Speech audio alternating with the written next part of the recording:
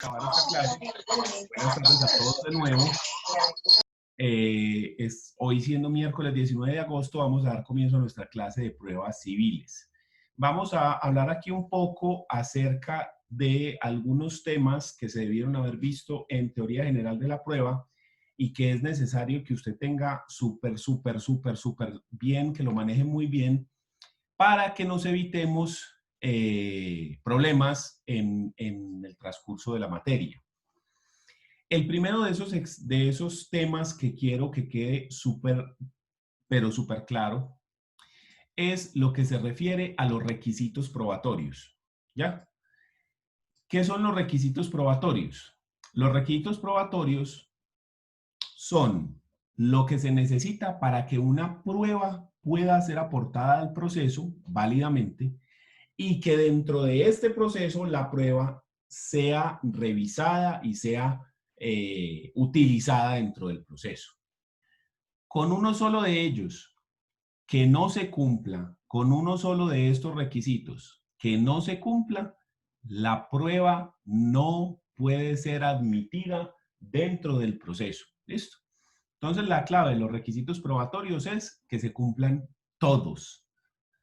Todos los medios de prueba que se vayan a presentar deben ir de acuerdo a los requisitos probatorios. ¿Listo? Entonces, eso, claro. El primero de esos requisitos, que es conducencia, también se reemplaza, esa palabra se puede reemplazar por idoneidad. ¿Listo?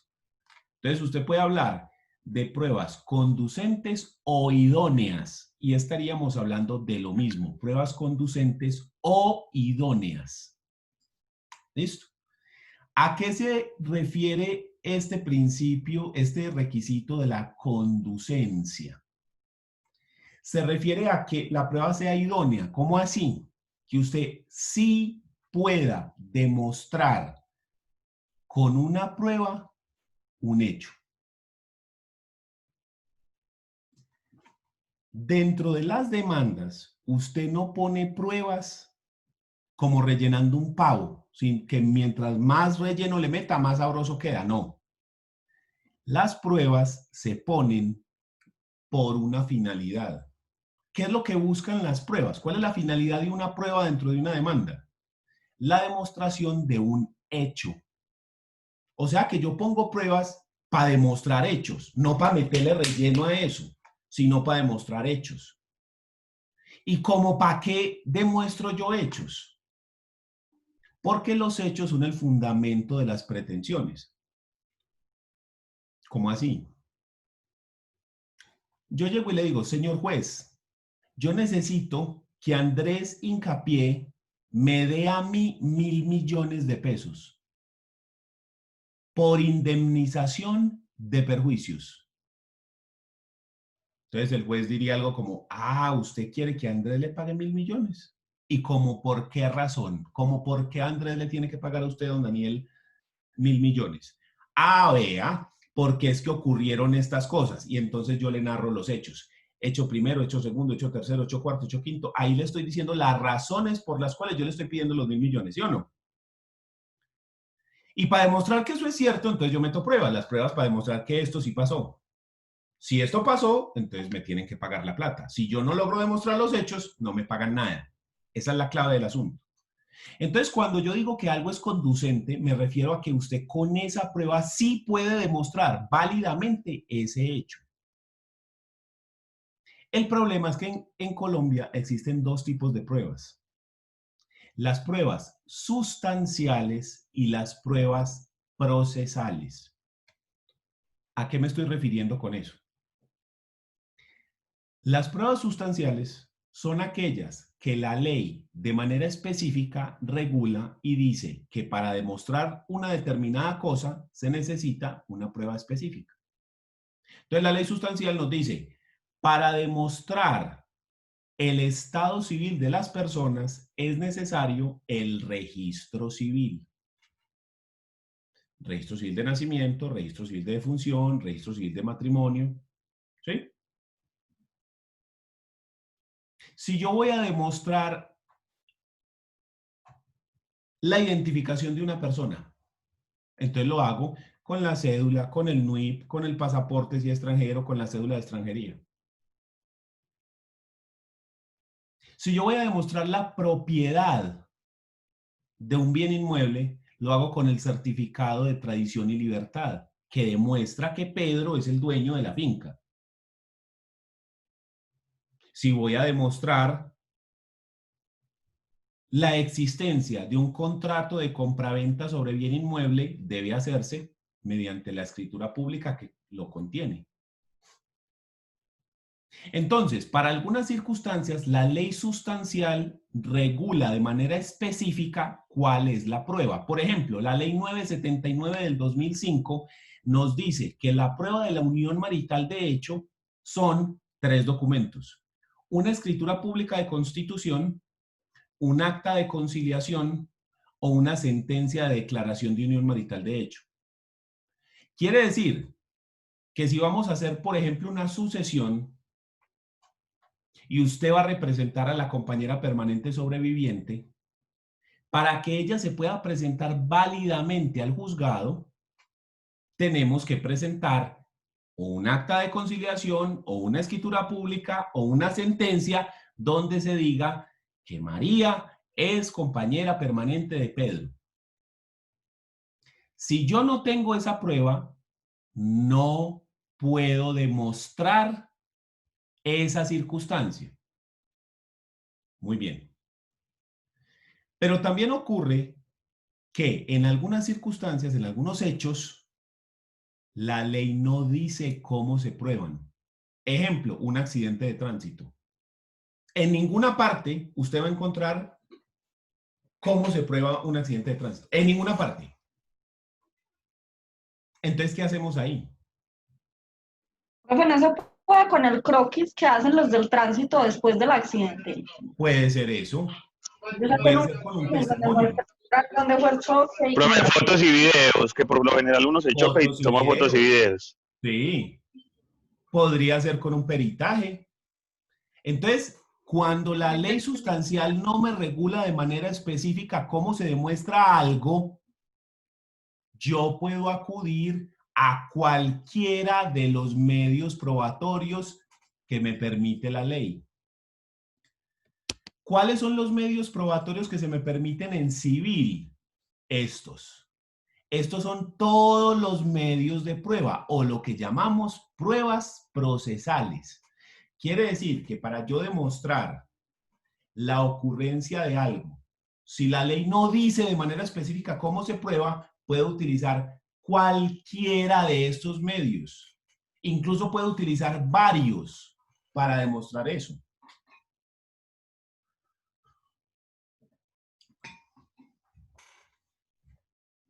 Entonces yo necesito demostrar la ocurrencia del accidente y la culpabilidad de Juan en el accidente, porque Juan iba en estado de embriaguez y a exceso de velocidad.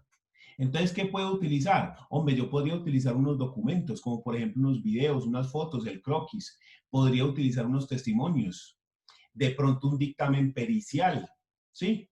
De pronto unas inspecciones judiciales a los vehículos o incluso a la persona para hacerle unos exámenes médicos. El informe de medicina legal cuando llegó a la clínica que se le hizo la prueba de alcoholemia. Incluso una confesión, la persona confesó haber estado conduciendo bajo los efectos del alcohol. Yo puedo utilizar cualquiera de estos medios. Entonces, ¿dónde está la conducencia cuando la ley me permite utilizar cualquier cosa? La conducencia se va a dar porque si exista la posibilidad física de demostrar ese hecho. Ya te doy la palabra, Daniel. Les doy este ejemplo. ¿Será que yo puedo demostrar que Pedro es hijo de Juan con un testimonio? Demostrar que Pedro es hijo de Juan con un testimonio. ¿Eso es posible? No, porque ya, ya en la norma está explícito que las formas de probar eso es con un registro civil.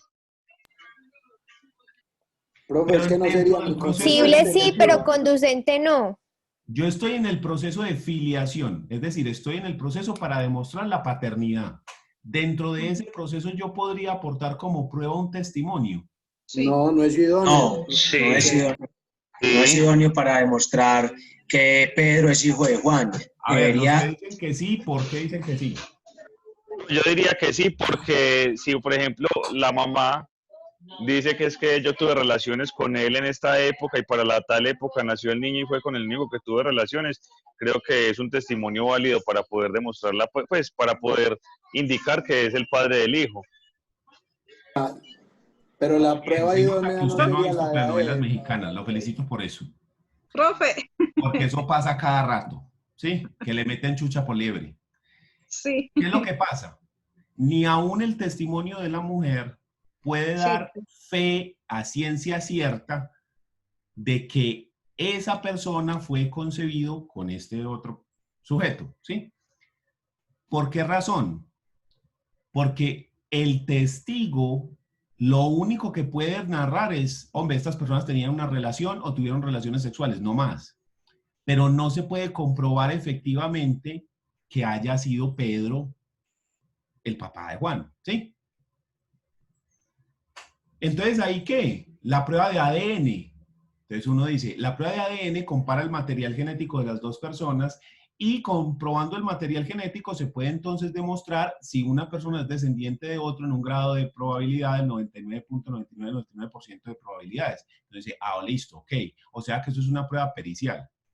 Ahí estaba muy obvio el asunto en ese sentido.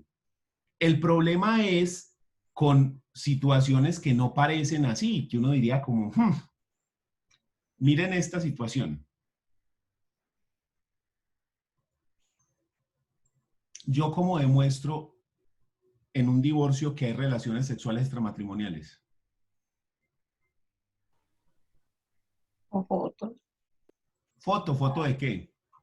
Del man Profe, entrando con la vieja a un motel. un Chats, examen médico de la conversaciones. cónyuge o de la La compañera. foto, ojo pues lo que nos dijeron, la foto del man entrando con una vieja a un motel. Eso me demuestra la No, relación sexual extramatrimonial. No, porque eso no asegura que estuvieron relaciones.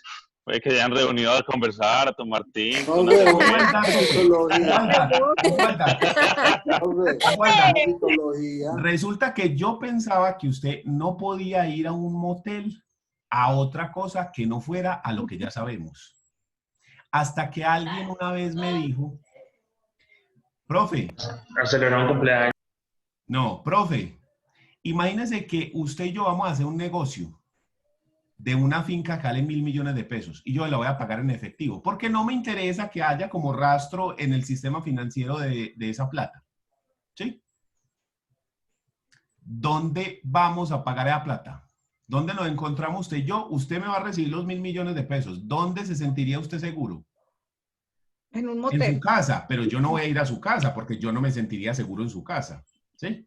A usted en la mía, peor. ¿Sí? Ajá. Nos vamos a ir a un restaurante a sacar 1.000 millones de pesos en efectivo. No, es Así, mejor a el un centro motel. comercial. Pero te van a creer más fácil la otra versión a que estaba cerrando un negocio. No, te lo digo porque alguien me dijo que lo había hecho así. Y entonces yo me quedé como, bueno, es un lugar neutro y privado. Sí, pero yo conozco varios negocios que se hacen así. Cuando son muy cuantiosos, se hacen así como en moteles. Puta, me cayó esta silla, qué pena. Sí, cuando Tembló. los negocios son muy cuantiosos, me han dicho eso. Y lo que les digo, se los digo porque alguien que ha hecho negocios así me lo contó. Y yo me quedé como, ¿sí? Entonces, mire, no es algo normal. No es algo que uno pudiera fácilmente demostrar. Pero de que es posible, es posible. Ahora otra. Es que conseguí trabajo en el motel. Yo trabajo ahí. Y esa muchacha es la compañera mía. Yo soy el portero y ella es la que cuida. Por eso entramos juntos al motel. Mira el Profe, contexto del bueno, trabajo. y una ¿Y ahí qué? citología de ¿Cómo la quedamos? mujer. Me está sirviendo el micrófono. Que... ¿Quedamos como Armando, sí o no? No, profe, porque la situación sería muy diferente, porque obviamente las cosas sabe que él trabaja en el motel. Entonces, la circunstancia ahí es que, mire que probar eso es muy difícil. La prueba de la relación sexual extramatrimonial en civil es muy, muy complejo, ¿sí? Entonces, ahí la idoneidad está dada porque usted físicamente sí pudiera demostrar. Entonces, usted lo que hace es que de pronto sí puede construir el indicio. Usted dice, mírelos aquí entrando al motel. Mire que ellos no trabajan allá ni nada. Mírelos aquí entrando a otro motel.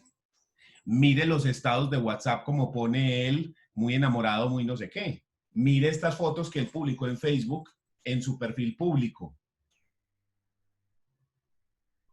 Ninguna de esas pruebas por sí sola podría demostrar, pero cuando ya las vamos teniendo todas en conjunto, sí podrían constituir una prueba indiciaria para la demostración de esa relación sexual. Entonces, mire, la conducencia está dada porque sí se pueda demostrar con esa prueba ese determinado hecho.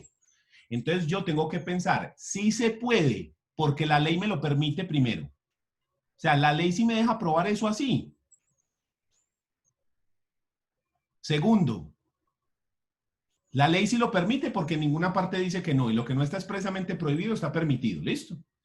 Entonces, físicamente yo sí puedo demostrar eso con esa prueba. No. Entonces, ahí es donde está el asunto, ¿sí? Entonces, esa es la pregunta que uno se tiene que hacer. Entonces, por ejemplo, hace poco a un cliente mío lo demandaron por relaciones sexuales extramatrimoniales en divorcio. Y las pruebas que se adjuntaron fueron unas pruebas de mi cliente montando bicicleta con una muchacha. Como dos pruebas y está él parado así y la muchacha aquí parada al lado. Además de otros 5 o 6 personas. Y unas fotos en las que están él montando unas bicicletas a un carro en la casa de él. Resulta que mi cliente tiene un grupo de parceros con los que tienen un grupo que tiene página de Facebook y de Instagram y todo, que se llama no sé qué, Cycling. Y se reúnen y mandan a hacer los uniformes y han ido a la carrera de no sé qué y a la carrera de sí sé cuándo y así. Un grupo entero y con el logo y toda la cosa. Esas fotos que les digo son sacadas de la página del grupo. Y así como está él con la vieja así, también está otras con otros manes con esa vieja y así, porque es un grupo de ciclismo. Entonces, ¿qué fue lo que yo dije? Esas pruebas no son conducentes, eso no demuestra nada. ¿Qué demuestra ahí? Nada. Vea, él hace parte de este grupo de ciclismo y vea aquí otras 50 fotos igualitas a esa, vea. ¿Y eso qué? ¿Qué hay ahí? Nada. ¿Sí? Entonces, mire el asunto. ¿Ya? Entonces, ojo pues, la conducencia es la posibilidad física. Dejémoslo ahí para no meternos más en ese tema, porque ese tema es de teoría general de la prueba y usted ya lo debe manejar. Si de pronto no lo entiende bien, no lo maneja bien, en mi canal de YouTube busca las clases de teoría general de la prueba de requisitos probatorios y ahí le doy toda la explicación completa. El segundo requisito que nos tiene que preocupar es el de la pertinencia. ¿Qué es la pertinencia? La pertinencia hace referencia a que las pruebas tengan relación con el conflicto. ¿Cómo así? Que lo que yo estoy tratando de demostrar sí tiene relación con el conflicto que se está discutiendo en el proceso. Entonces, en un proceso de divorcio es pertinente demostrar las cuestiones para decir que los cónyuges tenían desavenencias, las peleas entre los cónyuges. Hombre, que una relación sexual, que hubo violencia, que cualquier circunstancia de ese estilo. Eso es pertinente. Pero usted en el divorcio no sería pertinente si vas a demostrar cosas como, vea, es que esta casa fue adquirida durante el matrimonio, es que esta casa fue adquirida a título oneroso, es que esta casa fue adquirida a título gratuito. esas cosas no son pertinentes. ¿Por qué razón? Porque eso, ¿para qué conflicto es que se da? Eso se da es para el proceso de liquidación de sociedad conyugal, no para el divorcio. Entonces, la pertinencia está dada porque si haya una relación entre lo que usted va a probar y el conflicto. ¿Listo? Daniel ahorita levantó la mano y le dije que iba a dar la palabra y me lo salté. Dígame.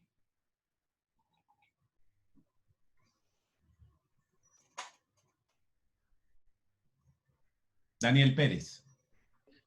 Profe, no, ya. Era para ver si de pronto nos podría pasar ahorita con esas, pues, las diapositivas que estás poniendo, que están buenísimas. Ah, pero igual eso todo queda en la clase de YouTube guardado, entonces usted puede acceder a eso en cualquier momento. ¿Listo? En los videos de YouTube, ahí puede acceder a eso porque quedan montadas en YouTube públicamente. Listo, profe. Recuerden que en el canal de YouTube les voy a crear Ay, Dios. Una lista de reproducción. Gracias. Estoy como pegado hoy. Es porque acabé de almorzar y queda una vez como anestesiado. ¿Sí? Entonces, una lista de reproducción con todas las clases. La lista de reproducción se va a llamar pruebas civiles. No me acuerdo si el semestre pasado di esa clase. Si el semestre pasado la di, nuestra lista de reproducción se llamaría pruebas civiles segundo semestre 2020. ¿Listo? O usted simplemente se va al canal donde aparecen los videos, todos los videos, y se fijan los últimos videos, se fija por la fecha. Igual en el título del video lleva también la fecha. ¿Listo? Porque como el semestre pasado yo di unas clases que este semestre estoy repitiendo, entonces les pongo la fecha para que usted pueda ver de cuándo es la clase. Muy bien.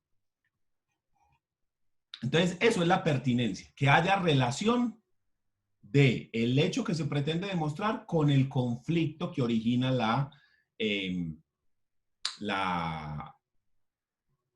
pelea, pues, el proceso. ¿Ya? Tercer requisito, utilidad. ¿A qué hace referencia la utilidad? Cuando mencionamos utilidad, ¿qué es lo que estamos diciendo? Que lo que se pretende demostrar, el hecho que se pretende demostrar no esté ya demostrado con otra cosa. Es decir, lo que estamos tratando de evitar aquí son lo que yo llamo las pruebas de refuerzo. Vea, él confesó, pero mire aquí estos otros 5 testigos para confirmar lo que él confesó. No, no, no, no, no, no, no, no, no, no, no. Si ya confesó, ya, ¿para qué lo otro? No, no, ya no más. ¿Sí? Mire esta prueba de ADN que dice que Pedro efectivamente es hijo de Juan. Y mire aquí estos documentos, este testimonio, mire aquí este video, mire aquí. No, no, no, no, no, no, no, no, no, no, no. Si la persona ya presentó la prueba de ADN, el resto de pruebas es inútil, porque sería confirmar lo que ya está demostrado. Entonces, el hijo de mujer casada se presume del marido. No, no, no, pero hagámosle la prueba de ADN para que haya más seguridad. No, no, no, no. Si nadie está discutiendo que no es, déjelo quietecito. No es necesario gastar recursos innecesariamente. Entonces, se llama inútil porque lo que hace es hacer pruebas para demostrar cosas que ya estaban demostradas con otras pruebas. Entonces, lo que hacemos es ¿qué? Perder el tiempo. Entonces, se vuelve inútil, porque ya estaba demostrado. ¿Listo? Y el último requisito, que es la legalidad, hace referencia a que las pruebas o el medio probatorio que vaya a utilizar esté permitido en Colombia. ¿Listo? Por ejemplo, dentro del derecho de familia, es muy común que llegue la persona y es que mírenles aquí las fotos y el video de ellos ahí haciéndolo. Y uno dice, un momentico, ¿y usted cómo obtuvo ese video? Ah, es que yo le regalé un oso de peluche y uno de los ojos del oso era una cámara. Entonces yo lo puse estratégicamente en la repisa del frente y el oso estuvo ahí mirando cómo hacían violación al derecho a la intimidad, etcétera, etcétera. No, es que yo me le sé la clave del correo y me le metí al correo. Violación otra vez. Interceptación ilegal de comunicaciones. Es hasta un delito y todo. Profe, y si por ejemplo la cámara está en la casa, o sea, yo vivo con mi mujer, yo tengo la cámara dentro de la casa, la cámara de la casa tiene cámaras que alguna vez pusimos y pasan las cosas dentro de la casa de los dos. Depende de dónde pasan. Es decir, si usted tiene una cámara en el garaje y ahí se No, ella cogieron no eso la paga. encima del capó del carro, pues uno dice, hombre, es que sí, estaba eso como muy... ¿Sí? Es lo mismo que las personas que se graban y después lo montan en una página porno, ¿sí? Pues hombre, es que ahí vos lo hiciste público. O sea, no era una circunstancia que estaba protegida por el derecho a la intimidad porque es que vos lo hiciste público. ¿Ya? Entonces, todo depende de cómo fueron obtenidas esas pruebas. Ah, ¿y qué pasa si el man se grabó o la vieja se grabó y se lo mandó al otro como de venganza por WhatsApp? Ah, men, usted me dio la prueba a mí. O sea que esa información es mía. ¿Ya? Entonces, si usted me manda a mí el mensaje de WhatsApp que lo dice, sí, yo me la comí, tal cosa, o me manda el video, ahí no hay interceptación ilegal de comunicaciones porque usted me envió esa información a mí. Yo soy el dueño de esa información. ¿Sí? Pero si usted estaba hablando con Wilder y yo le cojo el celular y le tomo pantallazo y me los mando, ahí sí hice yo una interceptación ilegal de comunicaciones. En penal lo manejan súper fácil, pero en civil, como eso no se maneja casi, entonces muchas veces le quieren meter a uno los dedos a la boca con eso, y eso no se puede. ¿Listo? Entonces, por ejemplo, las relaciones sexuales extramatrimoniales para el divorcio, para demostrar la causal primera del artículo 154 del Código Civil, es muy, muy difícil de demostrar, muchísimo.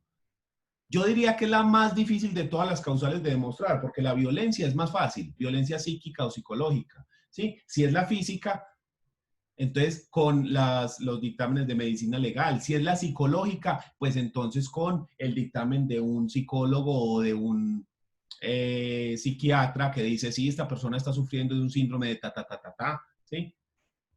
La embriaguez habitual o la drogadicción habitual, pues entonces también podría ser demostrada fácilmente con algún examen clínico y con testimonios. La enfermedad grave e incurable con la historia clínica y así. Pero esa causal primera es muy, muy, muy difícil de demostrar. Sin embargo, se puede. No es que sea imposible, sí se puede, pero hay que meterle candela. Entonces, esos son los requisitos probatorios. Entonces, tiene que quedar muy claro que si usted va a pedir una prueba, la que sea, el medio de prueba que usted vaya a utilizar, tiene que cumplir con todos los requisitos probatorios. Punto número 1. ¿Listo? Punto número 2 que quiero tratar con ustedes es lo referente a la carga de la prueba. ¿Qué es lo de la carga de la prueba?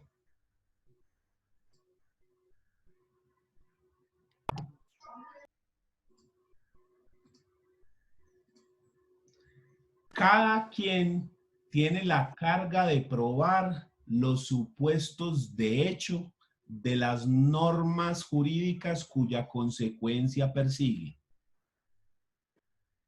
¿Cómo así?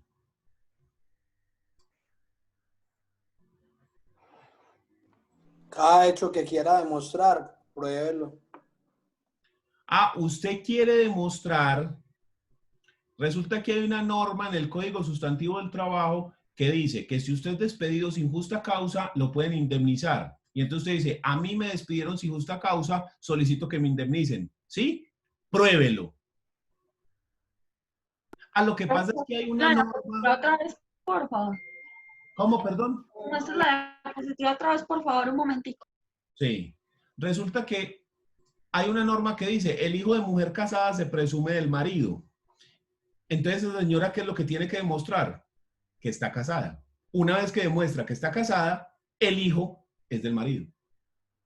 Ah, el marido dice, no, momentico, esa persona no es hijo mío. Hágame el favor, voy a impugnar la paternidad para que esa persona no sea hijo mío. Ah, ¿no? Pruébelo que no es hijo suyo. Pruébelo, papá. ¿Sí? Entonces, si usted va a demostrar algo, si usted va a pedir algo, tiene que probar el supuesto de hecho que la ley regula para esa circunstancia en específico. ¿Listo? Entonces, Eso es lo que se conoce como carga estática. Es que Wilder me debe 50 millones de pesos y necesito que me los pague. Así, pruébelo, mire aquí el pagaré. Y entonces Wilder dice, un momentico, yo esa plata ya se la pagué, ¿ya me la pagó? Pruébelo. Entonces mire el recibo de pago. ¿Sí? Entonces, yo digo algo, lo pruebo. Él dice algo, lo prueba. Yo digo algo, lo pruebo. Él dice algo, lo prueba. Esa es la carga estática. Sin embargo, según las particularidades del caso, lo dice el artículo 167, según las particularidades del caso, el juez podrá, de oficio o a petición de parte, distribuir la carga al decretar las pruebas durante su práctica o en cualquier momento del proceso antes de fallar, exigiendo probar un determinado hecho a la parte que se encuentre en una situación más favorable para aportar las evidencias o esclarecer los hechos controvertidos. ¿Qué dijimos aquí? Que debe probar quien esté en mejores condiciones para hacerlo. Quiere decir que si yo pido algo, yo lo pruebo. Pero puede ocurrir que yo pida algo, pero yo no pueda demostrarlo. Entonces, el juez puede invertir la carga de la prueba y lo que tenía que demostrar yo, lo tiene que demostrar el demandado. Ejemplo, a mí me hacen una cirugía y yo digo, me la hicieron mal, el juez se equivocó, el juez es una bestia. No camina en 4 patas porque ve las gallinas. Eso es un animal. Me hizo la cirugía mala. ¿Quién tiene que demostrar el error garrafal del juez, del médico? ¿Quién? Yo. Si yo estoy diciendo que el juez hizo mal su trabajo, ¿quién lo tendría que demostrar? Yo. Sin embargo, en el caso de las cirugías, se da que yo estoy inconsciente. En la mayoría de los casos. Que yo no tengo el conocimiento técnico para saber qué era lo que había que hacer y cómo había que hacerlo. Yo estoy en un estado de indefensión. Entonces yo le puedo decir al juez, invierta la carga de la prueba. Entonces el juez cambia y le dice, no, momentico, venga usted médico. Demuéstreme más bien usted porque sí hizo las cosas bien. ¿Y qué pasa si él no logra demostrarlo? Hizo las cosas mal y gané yo el proceso. Entonces, en algunas circunstancias se puede dar que se invierta la carga de la prueba. No es lo común, pero puede pasar. ¿Por qué razón tendríamos que invertir la carga de la prueba? Ahí nos tenemos que ir para el artículo 167 otra vez porque el mismo código nos dice qué se entiende por mejores condiciones. Revisemos el artículo 167 del Código General. Entonces, aquí está el pedacito que habíamos dicho. No obstante, según las particularidades del caso, el juez podrá, de oficio o a petición de parte, distribuir la carga al decretar las pruebas durante su práctica o en cualquier momento del proceso antes de fallar, exigiendo probar determinado hecho a la parte que se encuentre en una situación más favorable para aportar las evidencias o esclarecer los hechos controvertidos. Ojo pues acá.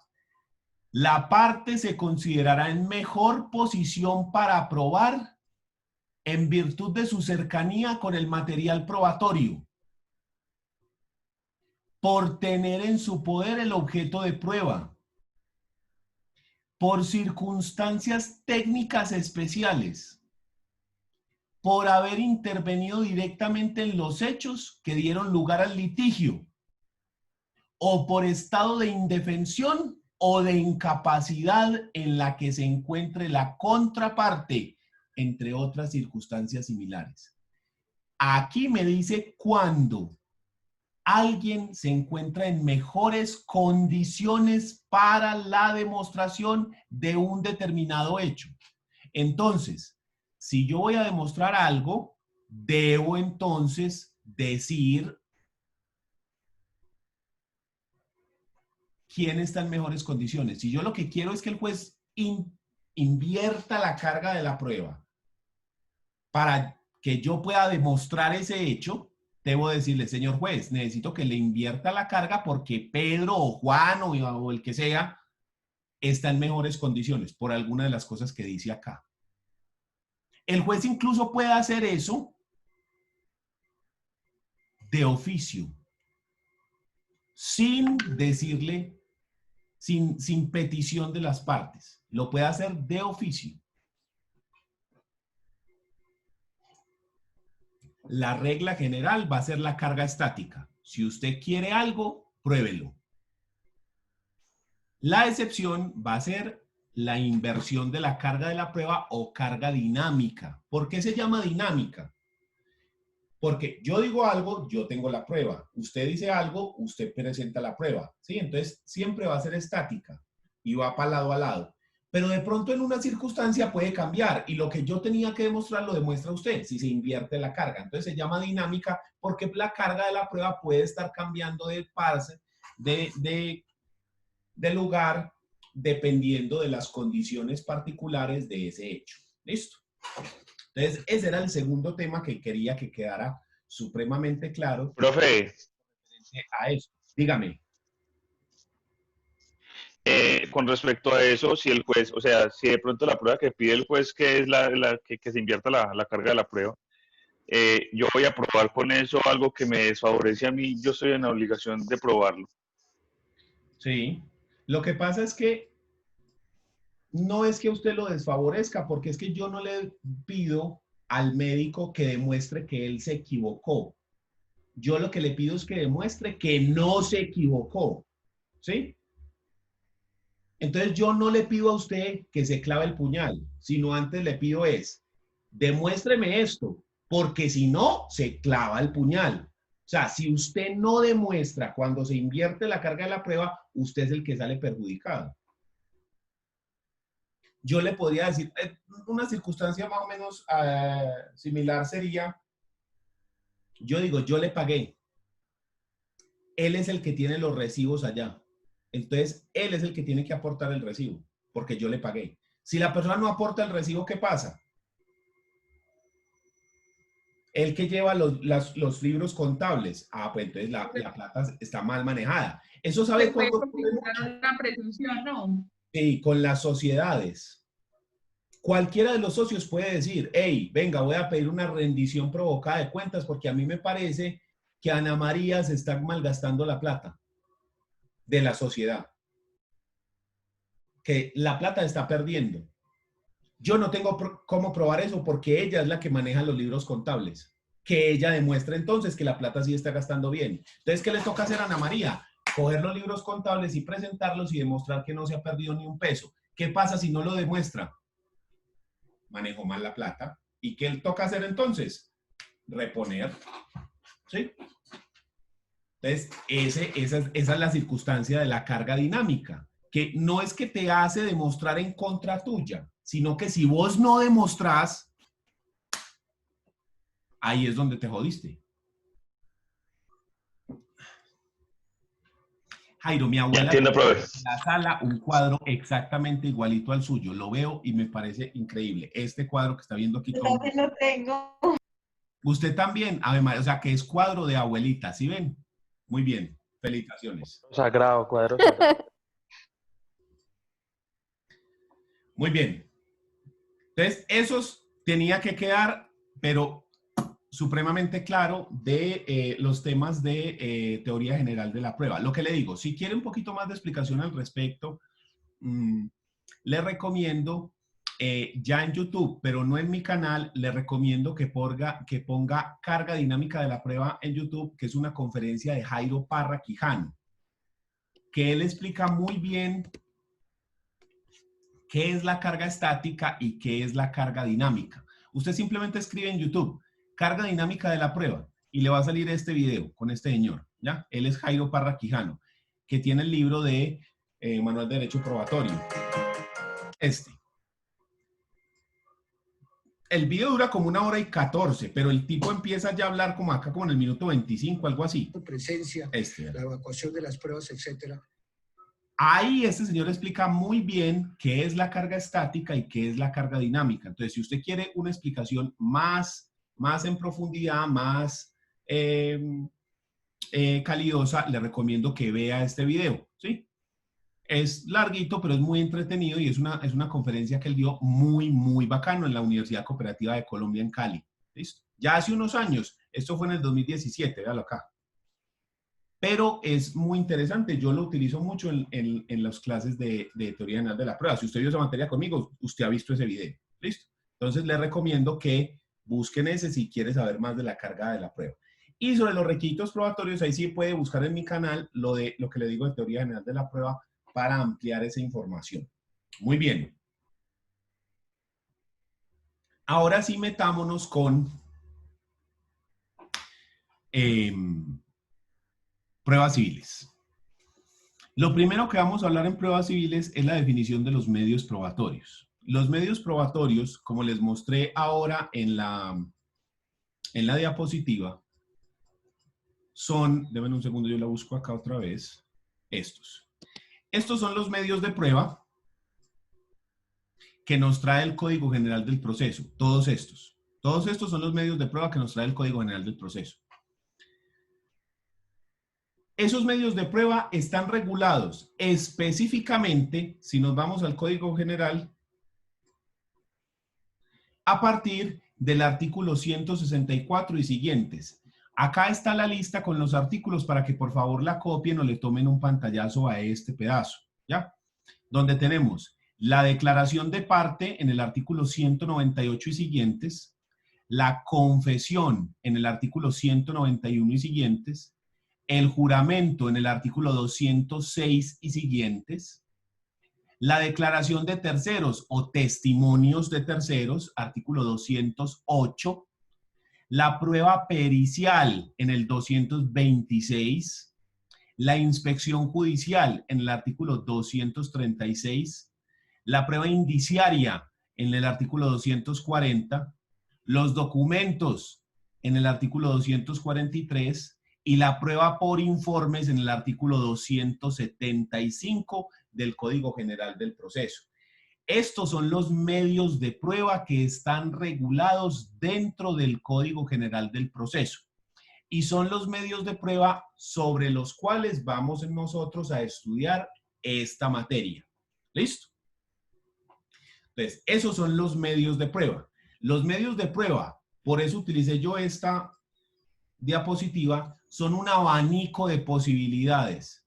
Este es nuestro cinturón de herramientas para los abogados, porque el código nos abre este abanico y nos dice, usted puede utilizar cualquiera de estas herramientas para la demostración del caso.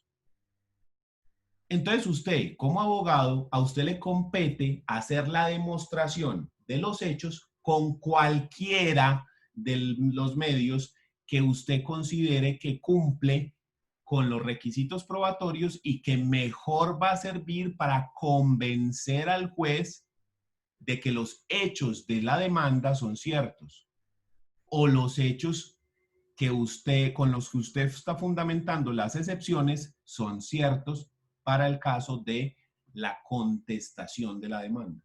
¿Listo? Entonces, así es como funciona esto. Los medios de prueba están regulados en el Código General del Proceso en esos artículos. Muy bien. Lo segundo que vamos a ver son los sujetos del derecho probatorio, que son súper fáciles, que también los debieron haber visto en teoría general de la prueba, pero si no los vimos, entonces aquí están.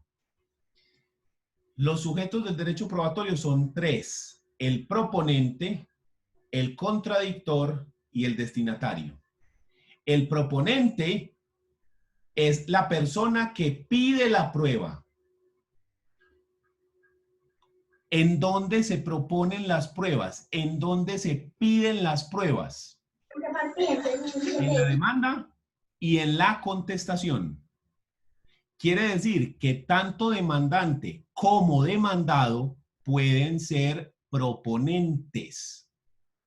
Usted pide pruebas en la demanda y usted pide pruebas en la contestación. Para cada prueba tenemos proponente. No es como en la demanda que el demandante es uno y el demandado es otro y los dos tienen roles muy específicos. No, aquí cada prueba tiene un sujeto probatorio especial. Lina, ¿iba a decir algo? Profe, y en el caso de la reconvención, ¿cómo se adhieren las pruebas? ¿Cómo se proponen las pruebas? ¿O Igualito, solicitan? porque es que la reconvención es una demanda al fin y al cabo. Entonces, usted pide pruebas en la demanda, pide pruebas en la contestación, pero si usted va a reconvenir, entonces usted también pide pruebas en la reconvención, y si hay reconvención, tiene que haber contestación de la reconvención, entonces ahí también se piden pruebas. O sea, para cada medio de prueba en específico, tenemos un sujeto proponente, que es el que solicita la prueba. Y entonces, ¿quién es el sujeto contradictor? ¿Quién es el que está al otro lado? El contrario. Si el demandante es el proponente, entonces el demandado es el contradictor. ¿Sí? Pero si el proponente, quien pidió la prueba, fue el demandado, entonces ¿quién es el contradictor? El demandante. Proponente es quien pide la prueba en la demanda, en la contestación, en la demanda de reconvención o en la contestación de la reconvención. Y contradictor es contra quien se ejerce la prueba, la persona que se va a ver afectada con ese medio probatorio. ¿Y quién es el destinatario? El juez. El juez. El destinatario siempre será el juez, porque el juez es el que recibe los medios probatorios, el que los va a analizar y va a decir, listo, el que tiene la razón es este. Entonces, siempre, en todos los casos, el juez es el destinatario. Pero nos queda una circunstancia todavía. ¿Y qué pasa cuando es el juez quien pide las pruebas? Estamos hablando de la prueba de oficio. ¿Qué pasa cuando el juez pide pruebas de oficio? Como el proponente es el juez, ambas partes son contradictorias. Los dos se vuelven contradictorios. Entonces, cuando la prueba se pide de oficio, que se puede pedir pruebas de oficio en cualquier momento hasta antes de la sentencia, los dos son contradictores. ¿Y el juez por qué razón podría pedir pruebas de oficio? Porque como en civil no existe la presunción de inocencia, entonces, ¿cómo hacemos para evitar las sentencias inhibitorias? ¿Cómo así? Uno de los principios del derecho procesal colombiano es que no pueden haber sentencias inhibitorias. Una sentencia inhibitoria es cuando el juez dice, lo siento, pero yo no puedo resolver ese caso. Porque no hay pruebas suficientes, porque las pruebas son contradictorias, porque no me quedó claro el asunto, entonces yo no puedo resolver el asunto. Eso está totalmente prohibido, porque eso generaría violencia. Imagínense que después de 5 años de pleito, el juez le diga, no, ni para Dios ni para el diablo, no se pudo saber quién tenía la razón, qué pena. Entonces, ¿qué? La gente sale a buscar justicia por propia mano. Entonces, están prohibidas. En penal, tienen la ventaja los jueces de que existe la presunción de inocencia, es decir, todas las personas se presumen inocentes hasta que se demuestre lo contrario, hasta que se demuestre que él es culpable. Quiere decir esto que si la fiscalía no logra probar que usted cometió el delito, si la fiscalía efectivamente no puede demostrar que usted es culpable, entonces, ¿qué pasa? Inocente. El juez lo tiene que declarar inocente. O responsable. ¿Sí? Entonces, el juez, ¿qué es lo que hace? Si la fiscalía no logró demostrar, a la calle. Entonces, usted se podría hipotéticamente quedar quietecito esperando a ver si la fiscalía demuestra o no. No se lo recomiendo, pues. Pero hipotéticamente uno podría hacer eso, no ejercer ninguna defensa y esperar a ver si la fiscalía sí es capaz de demostrar. No es lo recomendable, pero pues se podría. ¿Por qué? Porque si la fiscalía no es capaz de probar, que usted cometió el delito para la calle. ¿Cuál es el problema? Que en civil no existe la presunción de inocencia. Entonces, ¿cómo hace el juez si no existe la presunción de inocencia? ¿Qué pasa si el demandante no es capaz de demostrar? O el demandado no es capaz de demostrar. ¿Qué hace ahí el juez? Para eso existen entonces las pruebas de oficio. Y le vamos a decir al juez que si le queda alguna duda, que si las pruebas presentadas por las partes no fueron suficientes, entonces el juez tiene la obligación de pedir pruebas de oficio para subsanar ese vacío que tiene, para lograr convencerse de qué fue lo que pasó y poder emitir entonces una decisión. ¿Listo? Entonces, solo en la medida que yo logre demostrar algo, la culpabilidad en penal, lo condenan, si no, para la calle. ¿Y en civil qué? Ante el vacío, el juez pide la prueba de oficio. Es una obligación del juez pedir las pruebas de oficio. Entonces volvemos al mismo tema de los sujetos probatorios, ¿ya? Si el juez es el que pide la prueba y es el destinatario porque pidió pruebas de oficio, el contradictor serán ambas partes, demandante y demandado. De las pruebas de oficio, el contradictor son las dos partes. ¿Dudas? Profe, entonces, el juez, o sea, solamente requiere, o sea, presenta pruebas de oficio o solicita pruebas de oficio para, como de forma, o sea, como para que no, porque las pruebas que presentaron las partes no le generaron convencimiento, no lograron probar ni los hechos, ni las pretensiones, ni las excepciones a través de las pruebas. Exactamente. Pero como todo tiene que estar, vea, demostradito, mire aquí el sustento jurídico de lo que habemos dicho. Prueba de oficio y a petición de parte. Las pruebas pueden ser decretadas a petición de parte, o sea, cuando el demandante o el demandado las piden, o de oficio cuando sean útiles para la verificación de los hechos relacionados con las alegaciones de las partes.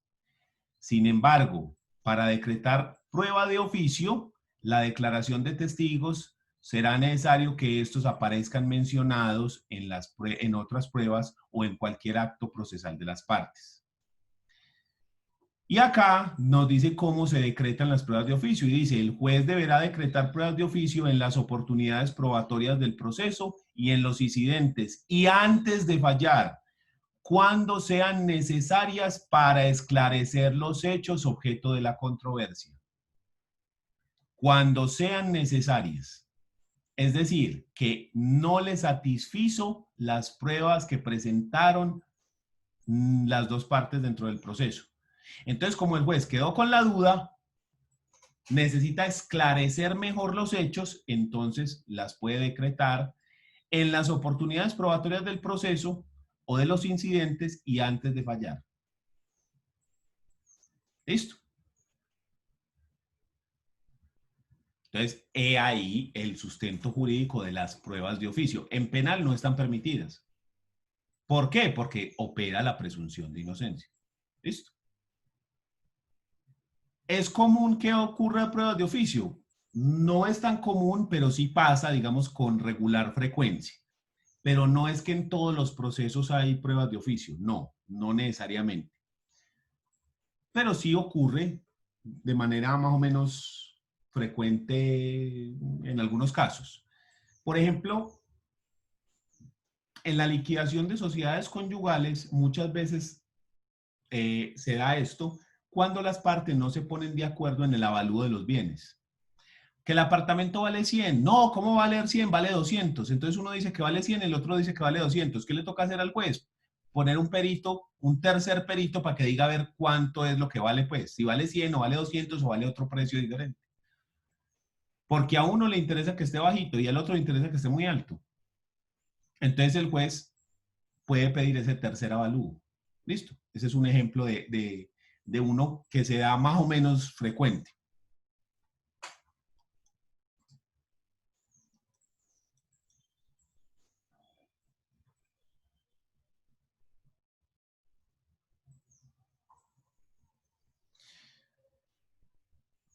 Muy bien. Pasemos a hablar entonces, ahora sí, de los medios probatorios dentro del Código General del Proceso. El primer medio probatorio que vamos a hablar, o el primer medio probatorio que vamos a estudiar es la declaración de terceros o testimonio, que está regulado, como habíamos dicho, en el artículo 208 y siguientes.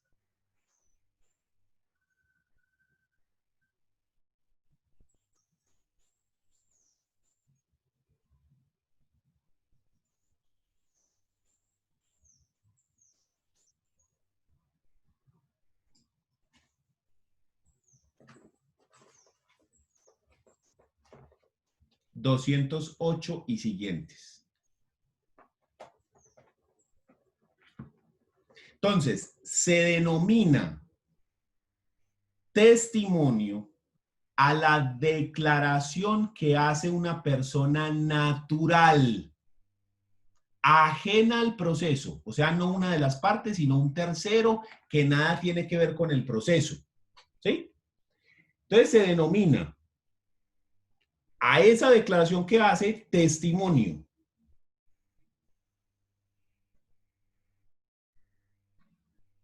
O declaración de terceros. Los dos términos se utilizan de manera conjunta o por igual en la doctrina.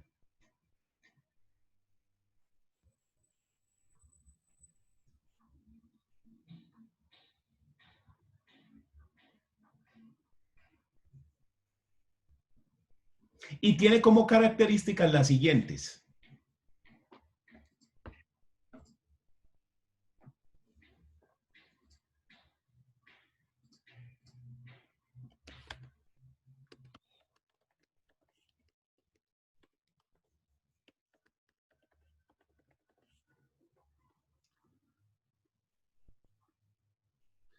La primera característica es que tiene carácter personal.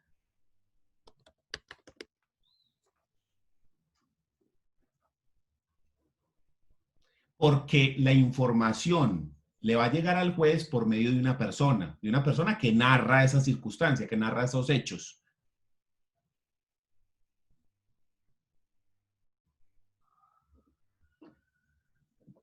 Obviamente estamos hablando de una persona natural.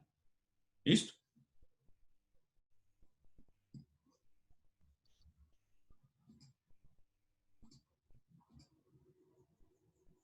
La segunda característica es que es representativa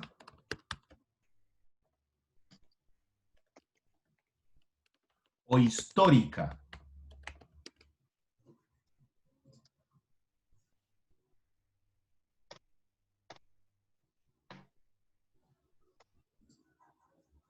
Porque ese testimonio se da sobre un hecho, una circunstancia que ocurrió en el pasado.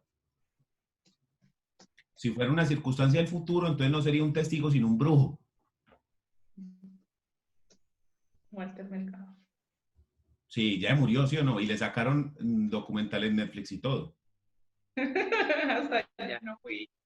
Ah, no sabía que le sacaron documental a Walter Mercado. Quien no sepa quién es Walter Mercado. En Netflix, pero no me provoca verlo. No, a mí tampoco, pero pues ahí está.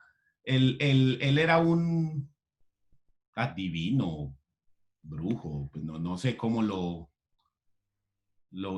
podrán denominar. Creo que se llama Con mucho amor o Con mucho amor, algo así, lo vi por ahí. Sí, con mucho amor. Lo vi Es que era como algo que él decía como en las comerciales que uno veía de él. Eso... Era como una frase que él utilizaba. Y es como toda la vida del hombre y toda la cosa, porque el tipo fue famoso porque tenía capas, pero millones, y se vestía todo estrambótico, todo así como todo loco. Ok, Plata, la que usted quiera, pero la que quiera del mundo. Mejor dicho, qué lástima que no me cayó esa sucesión. No, es que no estaba dando clase, eso sí, olvídese. Tendría aquí, o estaba dando clase con una puta capa de esas de él. Con la pinta ochentera de lentejuelas. Diamantes y cosas así. Vea con lo que me pagaron, vea. Pero sí, entonces es una declaración histórica que se hace, una declaración de algo que ocurrió, de una persona que le consta, que lo vio, que lo escuchó. Esto. Tercera característica.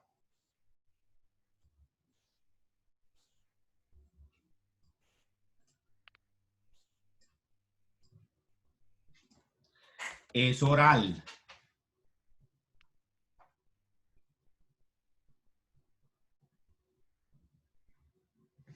Ya que la declaración de la persona, del testigo, se va a recibir verbalmente en la audiencia pública donde fue decretada.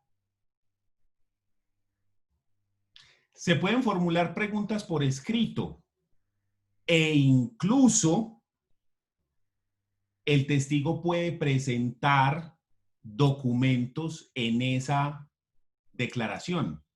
Eso es lo que se llama exhibición de documentos. Por ejemplo, llamamos al contador de la empresa y entonces el contador dice, no, a mí me consta que la señora Ana María no se ha gastado ni un peso de ahí, que la señora Ana María ha llevado todos los gastos al pie de la letra. Sí, ¿a usted por qué le consta? Porque, por ejemplo, mire, aquí están los recibos y las hojas de contabilidad que yo le llevo, mírelas acá. Entonces, en ese testimonio oral, la persona está introduciendo un escrito, eso se puede hacer también. Y también material audiovisual, fotos, videos, grabaciones. Todo eso son documentos, ¿sí? Aunque eso lo vemos más adelante, pero todo eso, fotos, videos, cuadros, en fin, todas esas cosas, el nombre con el que lo vamos a llamar es documento.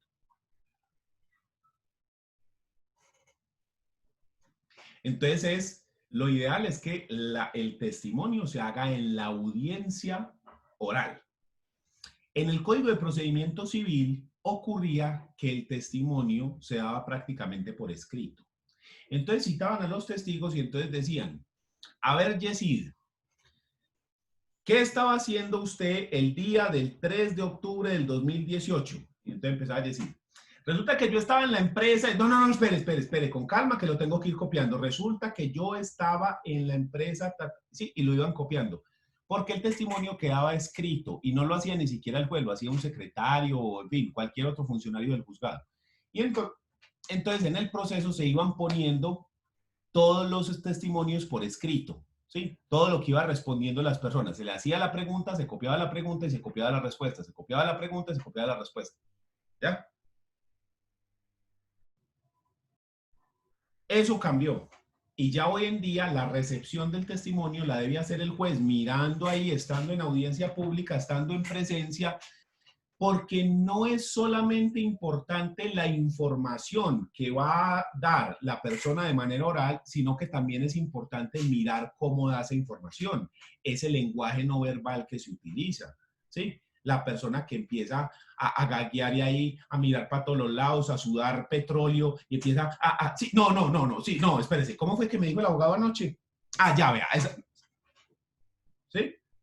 Entonces, todo eso hay que valorarlo, no es solo valorar la información que la persona aporta, sino valorar todo en conjunto, porque no es lo mismo que a usted le digan, ¿es cierto, sí o no, Yesid, que usted vio cuando Wilder le pegó a la esposa? Y que Yesid diga, sí, yo lo vi con estos ojos.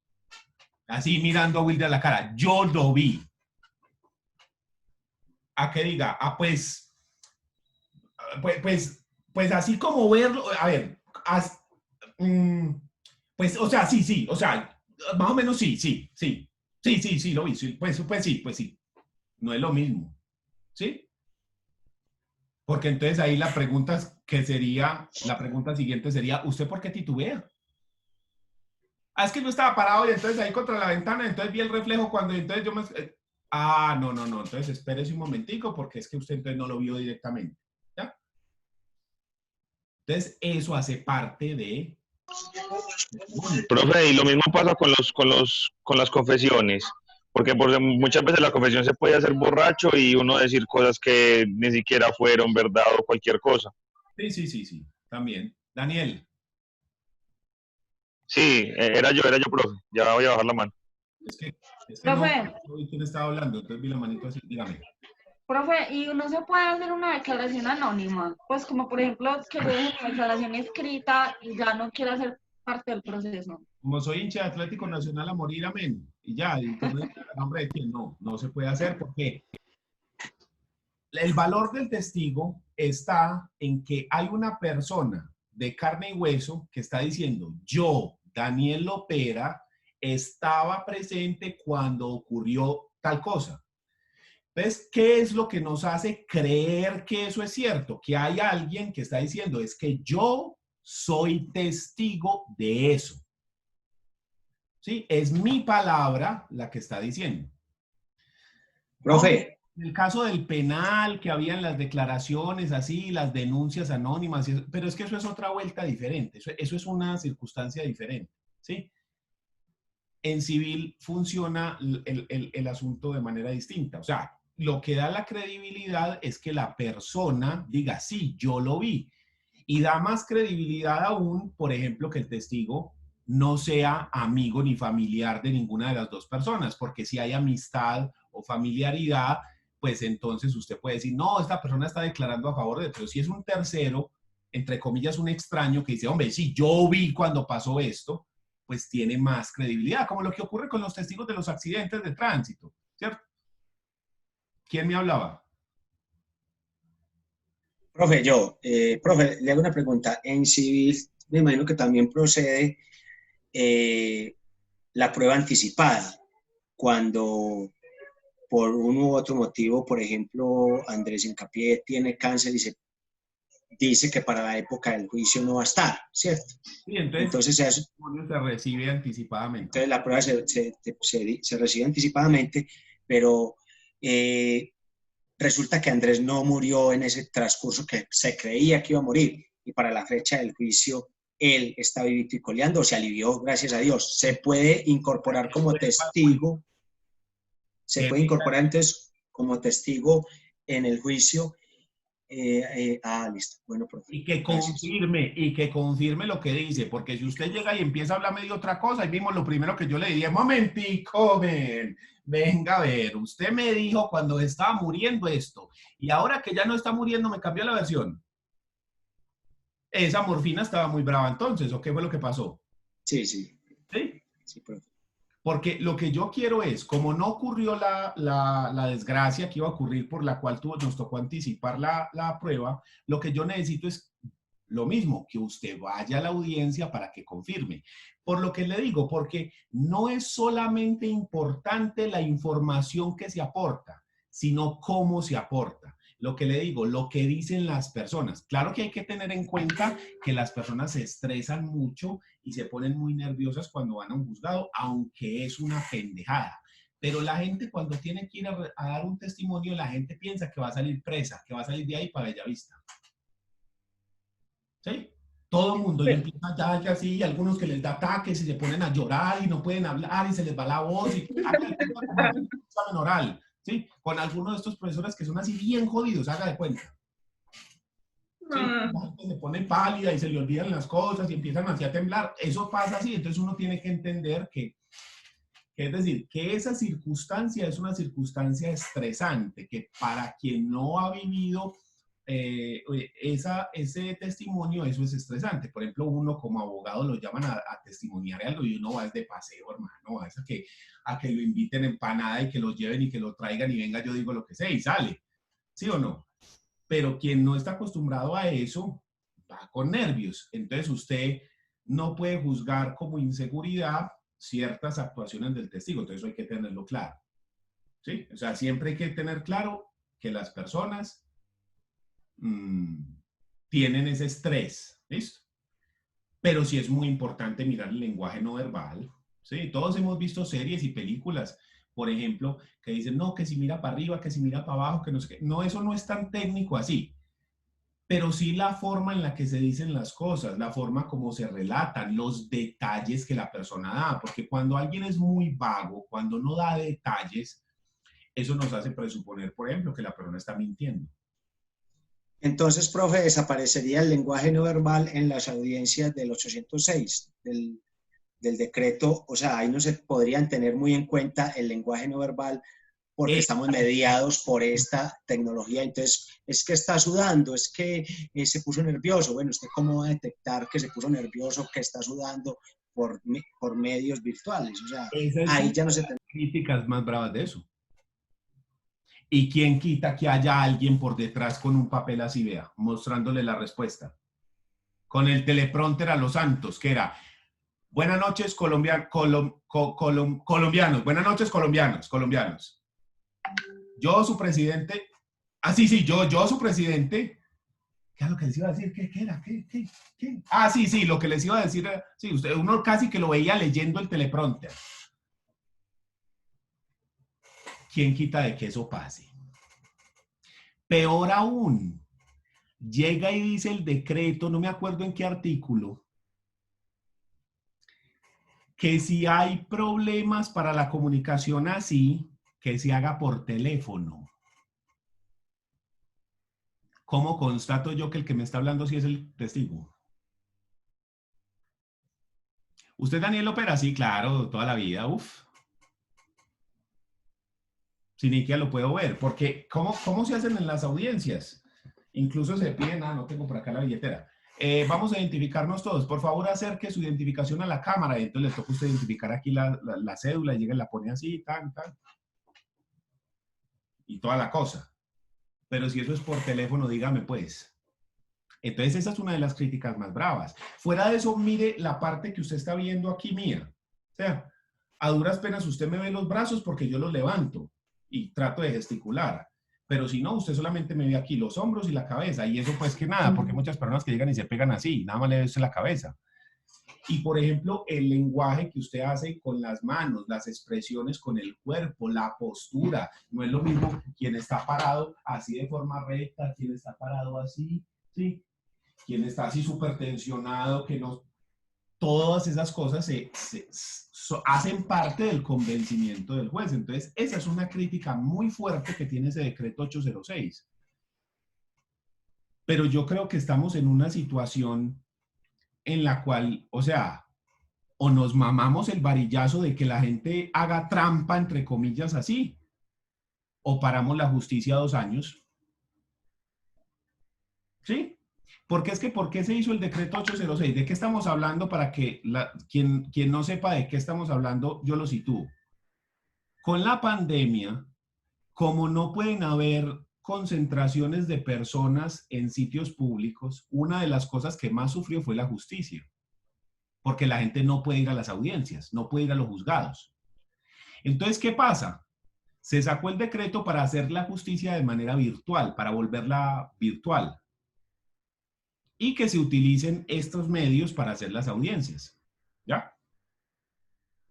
Entonces, eso se ha criticado mucho, pero la razón por la cual se hizo ese decreto no es porque el gobierno estaba como, hombre, este país está como funcionando muy bien, ¿cómo nos cagamos en él? No, eso no pasó por eso. ¿Eso pasó por qué? Porque tenemos una circunstancia de salud pública muy jodida y hay que ser realistas. ¿Quién está produciendo la vacuna en el mundo? Países potencias, Rusia, China, India, Israel, Inglaterra, Estados Unidos. Cuando esos manes tengan la vacuna, ¿para dónde va primero? Para ellos. ¿Para dónde va después? De segundo. Para los parceros de ellos. Pero los parceros importantes. ¿Sí? Nosotros somos parceros de Estados Unidos. Pero no somos los primeros a los que invitan a la fiesta.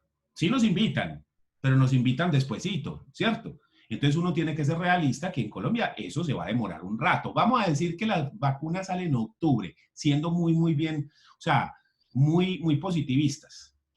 ¿Para cuándo llegue aquí? Diciembre, yéndonos muy bien. Enero, marzo, junio. Entonces, mire, Si nosotros no hacemos el decreto 806, ¿hasta cuándo nos toca cerrar los juzgados? Hasta marzo, junio, abril. Entonces, nos tocó, hombre, que es muy maluco, sí, pero eso fue lo que nos tocó. Y para terminar, por hoy les voy a dar la cuarta característica para que dejemos ahí, por favor, que tengo una clase ahorita a las 5 y tengo una reunión que me están citando en decanatura. Entonces, vamos a terminar hoy un poquitico antes. ¿Listo? La cuarta es que es indirecta. La cuarta característica del testimonio es indirecta.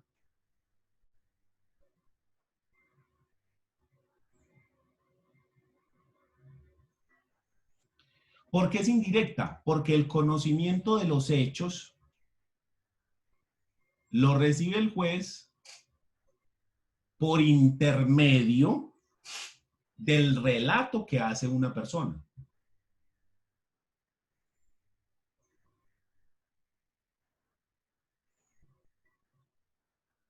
Pero es que prácticamente la única prueba directa sería la inspección judicial, ¿no?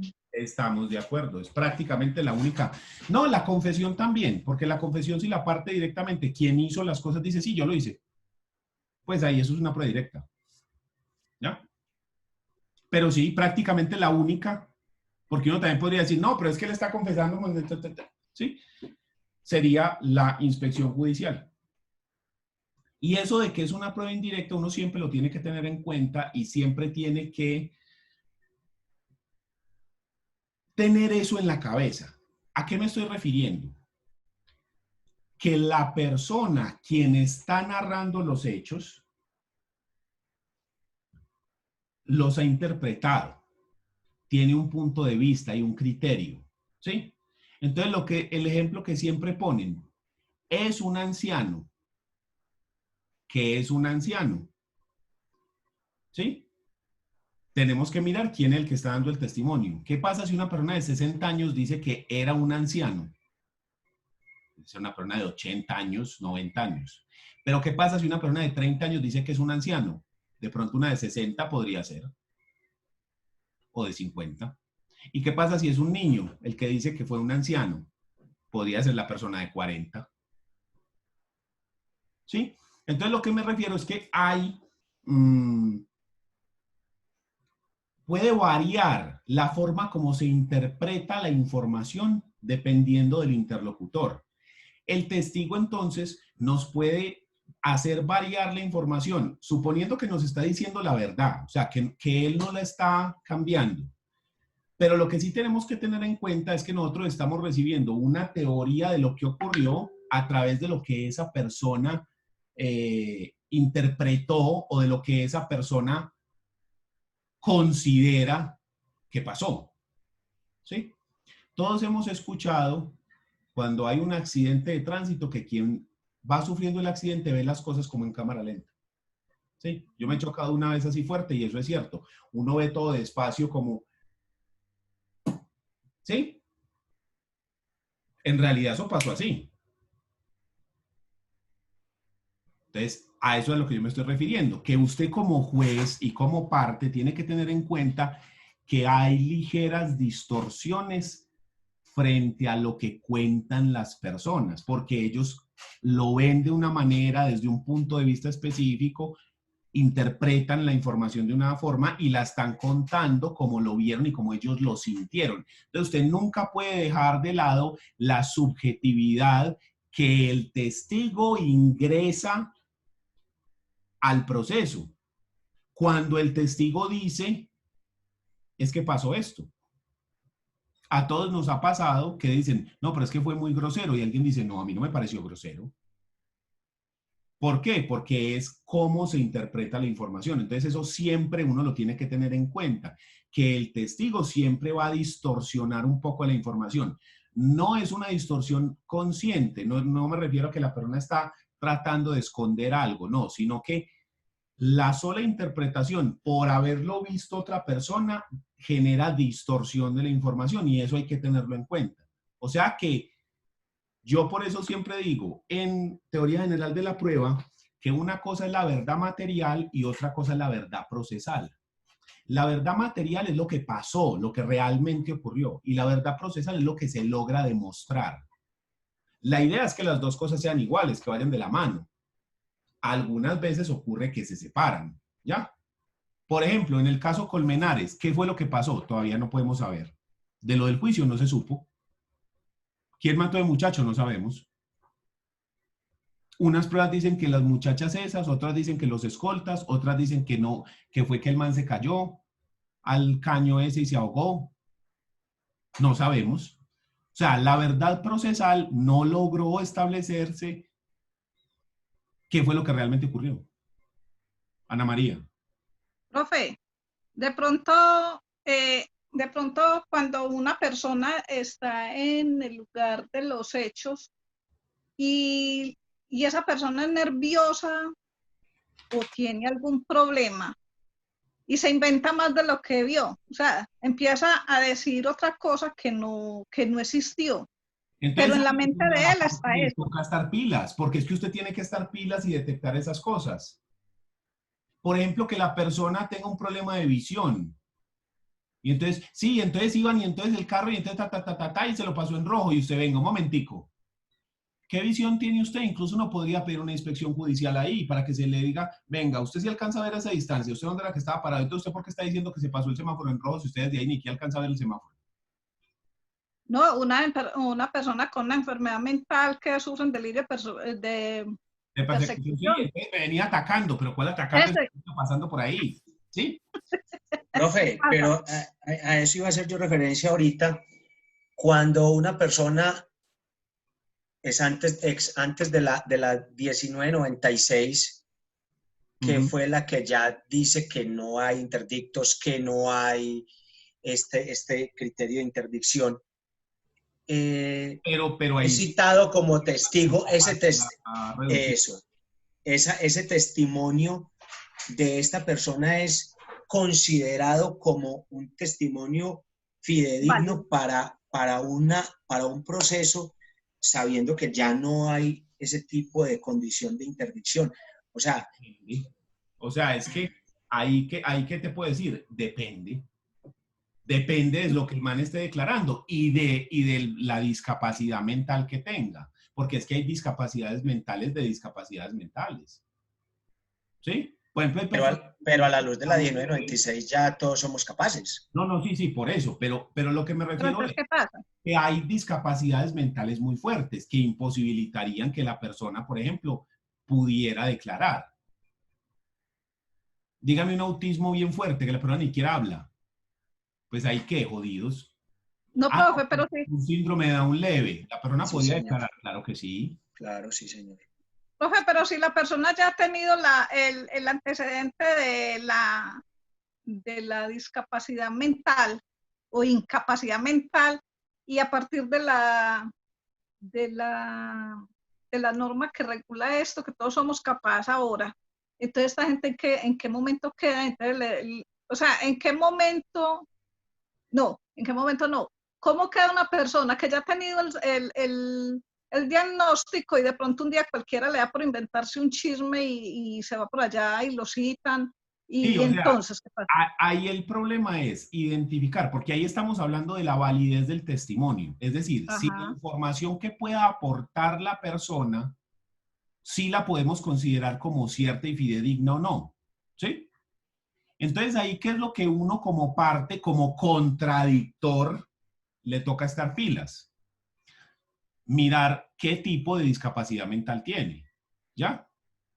Porque dependiendo del tipo de discapacidad, uno puede decir, no, la persona sí puede servir de testigo, sí puede aportar una información, o por el contrario puede decir uno, no, es que esta persona tiene un delirio, mírelo aquí dictaminado, o si no, venga, hagámosle la prueba, porque es que esta persona puede estar aportando información falsa, o sea, información que no puede ser tenida en cuenta. No falsa desde el sentido del Código Penal, pues del falso testimonio, no, sino porque la persona, precisamente por su condición mental, puede, lo que vos decís, inventarse las cosas, las alucinaciones y demás. Por ejemplo, una persona que está bien, en perfecto estado, pero estaba bajo los efectos de una sustancia psicoactiva que produzca alucinación. Y no solamente una droga, puede ser medicamentos también. ¿Sí? Entonces, ¿ahí qué? Ahí ese testimonio hay que ponerle ahí un puntico, lo que se llamaría una tacha por sospecha. ¿Por qué? Porque esa información puede que no sea verídica, toda vez que la persona tiene una condición que puede alterar la percepción de los hechos. Entonces, no es, Andrés, por el lado de que si somos o no somos capaces, según esta ley 1996, sino más bien sobre si la condición mental de la persona le posibilita o no percibir los hechos de manera, digamos, correcta, ¿sí? O de manera fidedigna y transmitir la información de manera fidedigna, ¿sí? Esa es una circunstancia que hay que tener en cuenta. Y en caso de que no, si uno es el contradictor en un caso donde hay una circunstancia así, pues entonces tachar el testigo y decir, un momentico, esta persona mire que padece de esto y esto y esto y puede estar tergiversando la información, por lo tanto ese testimonio no debe ser tenido en cuenta. Ana María Peláez. Profe, Gracias, es que profe. yo tengo una duda ahorita que mencionaban, porque esto es interesante. Cuando una persona está en peligro de muerte, que hace una declaración X,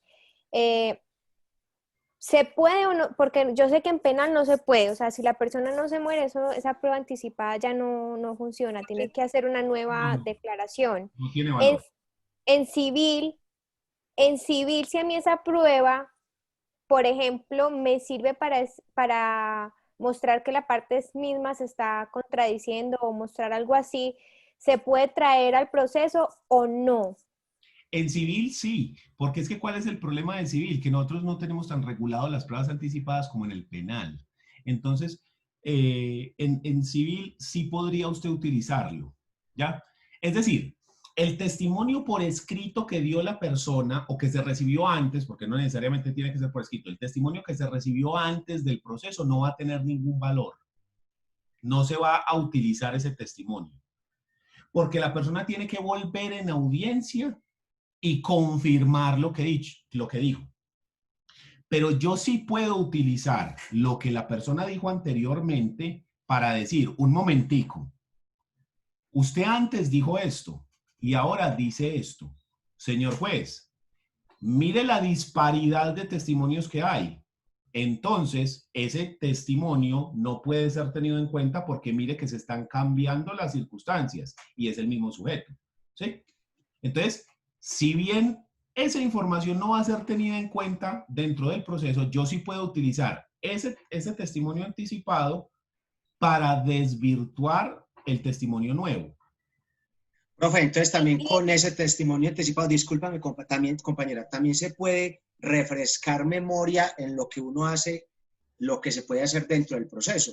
O sea, no lo puede decir, vea, me dijo esto en la prueba anticipada y hoy me está diciendo esto otro, ¿cierto? Que hay una contradicción.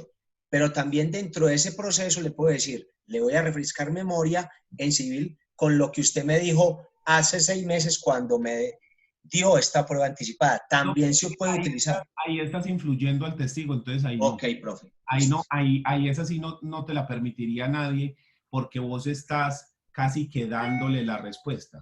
Eso es en penal. Sí, Profe. Eso sería como cuando usted le dice, cierto que sí le dijeron a usted, cierto que sí. Sí. Pues entonces estás... Pues esa pregunta se objeta, o sea, eso no... Determinar una respuesta ahí. Claro, Profesor, y la última pregunta ya para cerrar como con mis dudas es, si yo lo que quiero es desacreditar al testigo, eso se puede usar, o sea, puedo mostrar que está en contradicción y que el testigo no es de fiar en las palabras que está diciendo. Sí, claro, sí, puede utilizar, claro. Porque es que esa otra prueba anticipada Si bien no le vamos a dar valor, ya hace parte del proceso, eso está ahí, hace parte del expediente. Entonces usted puede utilizar ese material, usted un momentico. Es más, uno lo utiliza y no solamente en las pruebas anticipadas, usted lo utiliza, por ejemplo, con la demanda o con la contestación y lo que la persona dice después en los alegatos de conclusión. Entonces usted puede decir, señor juez, tenga en cuenta que el abogado demandante en la demanda dice textualmente lo siguiente, en el hecho cuarto, leo, y sin embargo llega ahora en el alegato de conclusión y cambia la respuesta. Téngase en cuenta ahí la contradicción, señor juez. O sea, esta persona lo único que está haciendo es cambiando las cosas para su beneficio. Eso se utiliza muchísimo. Entonces uno tiene que ser muy cuidadoso de que ese tipo de cosas concuerden. Es más, si uno se da cuenta de que el testigo va a cambiar la versión, mejor ni lo lleve. Sí, mejor desista del testigo, para no quedar mal. Porque si ese man va allá, cambia lo que dijo, se dan cuenta de esas cosas, vea, lo desprestigian, ¿cómo es que se llama esto? Bueno, se desecha pues el testimonio, pero no solo eso, sino que ya quedó implantada la semilla de que se está diciendo mentiras. Entonces el juez ya empieza a uno a mirarlo así como, ¿sí me entiende? Gracias, profe. ¿Alguien más iba a hacer una duda? Profe, yo. Dígame. Profe, a mí me tocó un proceso en un accidente de tránsito y la persona el testigo principal estaba completamente desubicado. La primera audiencia y la segunda audiencia estaba aparentemente cuerdo, pero me puse a averiguar por ahí y el tipo estaba loco, completamente loco. O sea, tenía un problema mental, pues una enfermedad. Lo habían pensionado por una discapacidad mental, una enfermedad mental, una esquizofrenia, no sé qué. Entonces, eso le sirve a usted para desacreditar el testigo, pero de una, vea, de una. Usted no vea, me permito, señor juez, presentar la historia clínica de esta persona, donde incluso fue dado de baja en su trabajo y pensionado por la discapacidad mental. Entonces le solicito que no sea tenido en cuenta el testimonio toda vez que y usted ahí lo va construyendo. Y si usted eso se asesora, por ejemplo, de un médico, un psiquiatra, un psicólogo especialista en ese tema, que incluso pueda dar un dictamen diciendo que una persona en esas condiciones puede alterar los hechos y vea, ahí no hay nada que hacer, chao, se fue el testigo. Uy, sí, profe, porque me tocó ese caso el año pasado. Y de verdad que yo lo veía con una loquera, pero definitivamente, y el inspector de tránsito era como normal, como que estaba más loco el tipo, como lo que raro. Acuérdense que en las inspecciones de tránsito, o sea, eso parece como que fuera un juicio, pero eso no es un juicio, eso es simplemente una diligencia que se hace para establecer la responsabilidad contravencional. Es más, si el inspector de tránsito dice ahí, el culpable del accidente es Alejandro Muñoz, eso no tiene ningún efecto, nada, nada. Alejandro no puede salir a demandar en proceso ejecutivo, nada. ¿Sí? Entonces, la gente, ¿qué es lo que le toca hacer de ahí? Salir a hacer un proceso de responsabilidad civil extracontractual. En ese proceso se puede tener como prueba lo que dice el inspector de tránsito, la resolución de tránsito que se dijo ahí. Pero aun cuando el inspector de tránsito haya dictaminado la culpabilidad de Alejandro, eso no quiere decir que el juez va a fallar igual. Sí, o sea, esos procesos de tránsito, ahí pasan unas cosas que, mejor dicho. Pero bueno. Yo me quedé asustada con ese inspector porque él solamente miraba y se hacía como el pendejo, y el otro con la loquera, se le veía la loquera de lejos. No, pues es que ¿qué va a hacer él ahí? Pues él dice, no, pues yo le recibo el testimonio. Pues, ¿me entiendes? No es lo mismo, o sea, no es lo mismo que el juzgado. Pero bueno. Bueno, muchachos, dejemos ahí, ¿o hay alguna otra duda? Bien, profe. Bueno, entonces vamos a dejar ahí. Yo monto la clase a YouTube ahora. Nos vemos entonces la próxima clase para continuar con el tema de la prueba testimonial. ¿Listo? Profe, ¿a qué horas es? ¿A la 1 o a las 2? A las 2, de 2 a 4. Lo que pasa es que hoy Vale, Gracias, feliz nos tarde. faltan 10 minutos apenas. ¿Listo? Profe, gracias. Hasta luego. Chao, que estén bien. Bueno, profe, muchas gracias.